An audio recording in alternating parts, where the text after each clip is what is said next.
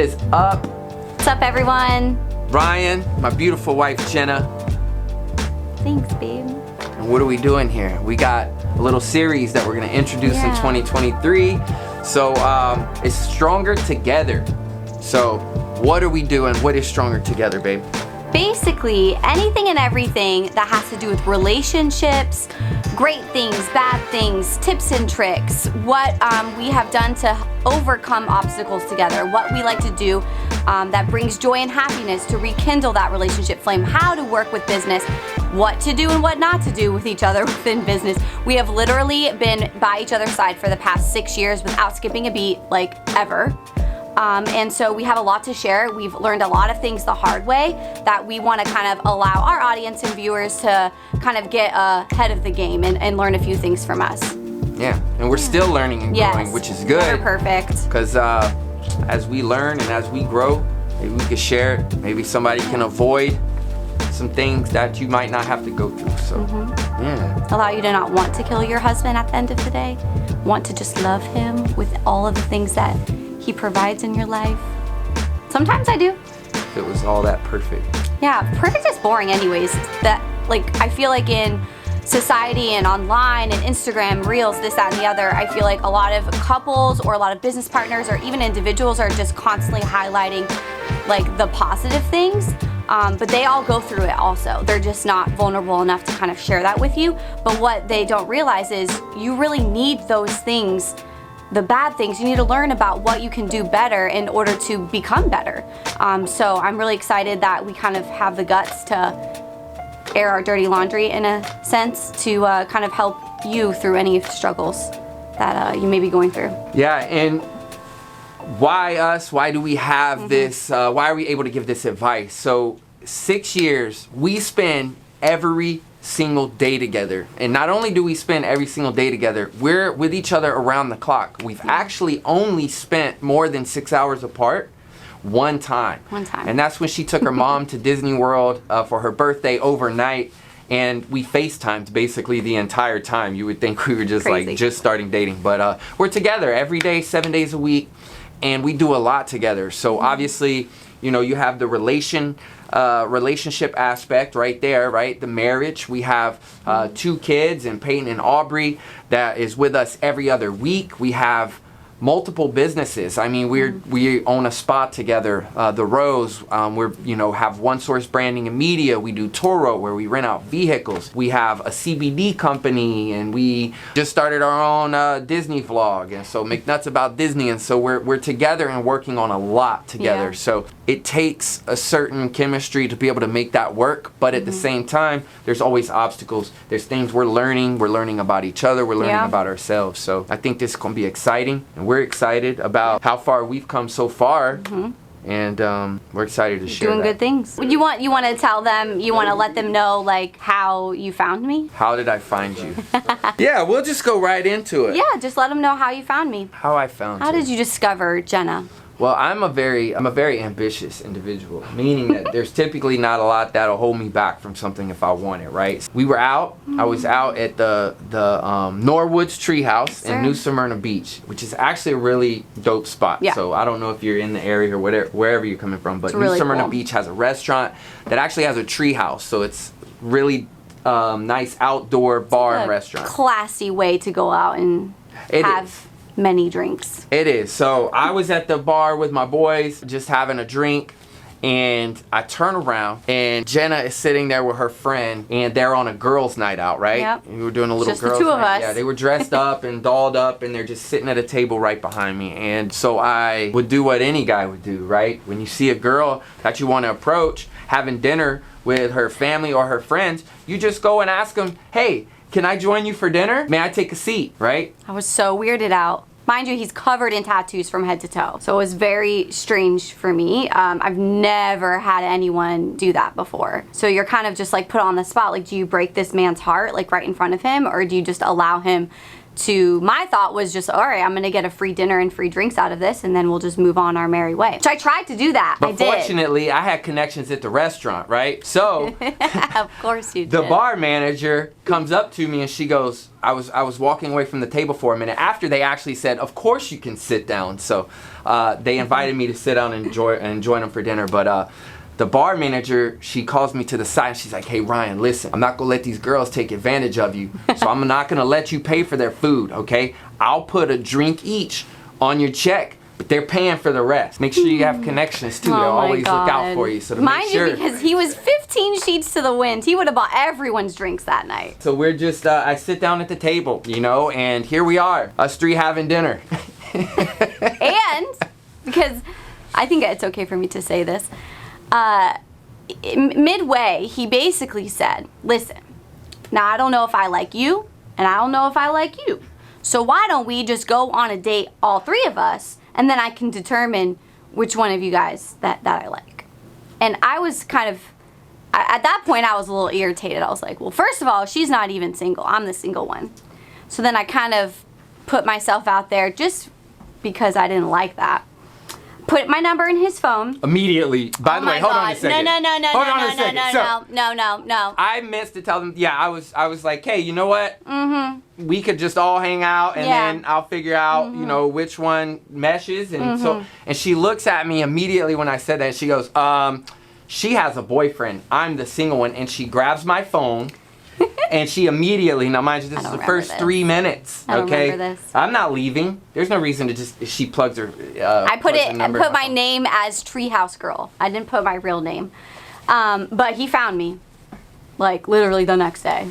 I woke up, and I had a Snapchat friends notification, Facebook, Instagram. I don't know that TikTok was like super crazy at that time. TikTok.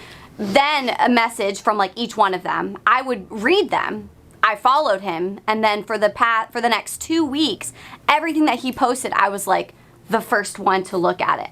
I didn't really realize that he was paying attention, that I was actually like the first one looking at everything. I was kind of just intrigued because the very next day he posted a Snapchat with 2 kids in it, and I was like, I was 24 years old. I'm not doing that. That's, first of all, baby mama drama is coming. I know that. I'm the result of it. And then I had 2 kids. I was like, whew, that's a lot for me to handle. I live paycheck to paycheck. There's no way that I'm gonna add all of that in. But he was consistent and persistent, and every single day he was messaging me. Then he finally pulled the infamous line. Listen, let me just take you out on a date, on a lunch date. We can keep it low class, low key. I'll take you to McDonald's. And then I said, no, motherfucker, you're not gonna take me to McDonald's. Like, we're gonna go out on a date then. I booked the date. Next day, I texted him. Big long thing. Hey, I'm not really looking for something. I'm not really trying to like date right now. I was trying to basically get out of it. His infamous words next were, I'm not trying to marry you. Okay. Now, mind you, too, all this is going on through text, right? Yeah. So she's trying to get out of this date that we have booked for Friday night, or Saturday. Excuse me, it was on Saturday because it was Friday night when she's trying to break the date, and she made the mistake, right? What did she do? What did you do that you made a mistake? She decided she's gonna call me. I called him. She gets me on the phone. And then fucking game over. All right, game over, bro. Listen, I'll close you on the phone all day long. So, like, you would have been better off just trying to communicate through the text. Oh, I didn't know that. So when I see her number calling, I'm like, oh, she's not gonna get out of this one. 3 minutes later, I had her address, time I'm picking her up, and we sealed the deal on the date the next day. The next day, yep. And then he took me out of town. I was living with my parents at the time, and they're like, you're going out of the town with a stranger. I said yes, like, this is my keyword, if you guys need to come and save me. We went to St. Augustine, so that place holds, you know, a special part in our heart. And we went drinking, beer drinking. Now I'm a Michelob Ultra, Bud Light kind of girl, or I was. He was craft beer, and I thought, I'm gonna hang tight, I'm gonna hang strong. I warned her not to try to hang with me. I got so drunk. I looked at her and I said, hey, by the way, don't try to keep up with me. That would not be a good so idea. hard. She tried really hard. I couldn't, though. Yeah. Anyways, long story short, that first date actually lasted 72 hours. I went home, packed a bag, and didn't come home until like Tuesday. Yep. And then 2 weeks later, she had a section in the closet, and it was all she wrote. Then, it was good for about a month, that one section in the closet. Then I took a drawer. in another drawer. Then I came home one day from work. He's like, so, when are you gonna start paying rent? I was like, damn, this guy is forward, but I like it. I've never had anyone like tell me how it is, like real. So I think that's what really clicked for us from the beginning, was that we were extremely just ourselves. Now I know like you may say you're yourself with someone that you've dated for a while, but like you really truly, like I've never felt it before that. Like I could literally like peel back all of my layers, and he was fine with every single one of them. Batshit crazy, pooping in the toilet, like all of it. He was fine with it. And so that was kind of yeah, and I don't want to sound nice. like an asshole, but He was an asshole. Being forward and upfront is the best way, because even on our first date in St. Augustine, we're leaving the restaurant, and I tell her, I said, hey, check this out real quick before we get to the car. I'm gonna let you know something. She's like, what's up? I'm like, I'm gonna open the door for you, but that'll be the only time I do it, because I don't do this, and I'm not gonna continue doing this. I'm just gonna do it the first time to be nice. But you have 2 arms, you can open up your own doors. So she's like, most what? women So would not be okay with that. But I liked the honesty, because I just, life's too short to like, he does sweet things in other ways. He basically allowed me to like travel the whole United States. I've never really been out of the state of Florida before. So he makes up for it. He may not be as sentimental. I'm very but sentimental. He, in your own way. So that was the history That's how we met. of how we met, and you know, the rest you guys will learn along the way, because we learned a lot in the first 2 years of dating. We're actually 1 year into marriage, so we're not your most traditional couple. Then we kind of grow into being totally different. Yeah. So through getting to know how we met, what can you learn from our story? Because that's how we're going to end every single episode. We want to share our story. Hopefully you find some entertainment, you laugh, you see how crazy we are. But at the end of the day too, we want to see if we can pull some value out of our story. So what can you learn from how we met? I'll give you my advice and what you can learn from my perspective, and she'll do the same.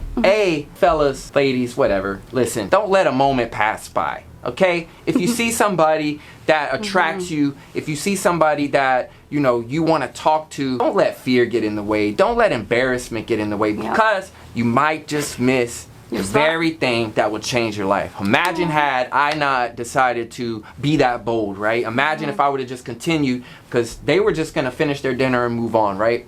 So where would I be? What would have happened? You know, because everything we have is a result of us too. So couldn't even imagine. So always take the chance. Don't let embarrassment or anything, you know, get in the way. And so that's number one. And number two is always be honest. Okay, so again, some things may come off wrong, or they may come off funny or whatever, but always be honest, because if you are your true self from the beginning, that's definitely something that has been a key to our relationship. Is we don't have to be someone different, right? So we're not someone different. If I'm with guys, or I'm at work, or I'm not with my wife, I'm still the same me. She's not getting a different version of me. There's nothing I have to hide. I am me 100%, and that helps in a relationship, because you're not trying to skirt around different things. You're upfront and honest about who you are. So that's two things that I would give as a takeaway from our story: is be bold, go for what you want, don't let things get in the way, and be honest and be truthful from the beginning. You know, embrace who you are and let the other person experience that. For myself, two things that I still struggle with but grow within our relationship is communication. You know, some people bypass that, but communication with a capital C is extremely important. No matter what setting, what tone, whether you're angry, sad, happy, communication is something that you really need to succeed at with your partner, whether it be in business or in your just personal relationship, because if you can't communicate, then they're never gonna understand your side and vice versa. And then patience. Not everything happens overnight. So say you get into a tiff, or you have an issue or a roadblock, you may talk about it in that moment and feel like you have the solution and you just conquered everything. But the very next day is when it starts getting put to the test, and you just keep getting better and better at it each day. So don't think that you have to overcome and be amazing and great at new ways of life overnight. Like, you really have to be patient with your self-growth and your growth within your partner. And that's that's a wrap That's for the first series, the first episode. Yeah. Like I said, there's a lot of things we're excited to share of our story, a lot of things that some people may not know. We want to be honest, transparent. We're going to tell you about the hard times too. And so thanks for checking it out. As she said earlier, if there's anything specific, Yeah, let drop us know. a comment. Yeah, subscribe. Thanks for following One Source Branding. Thanks for following our journey. We're excited to continue to share things, and we really look forward to what is in store for not only us but for everybody out there. Wishing everybody the most success. You know, a good year, and let's get stronger together.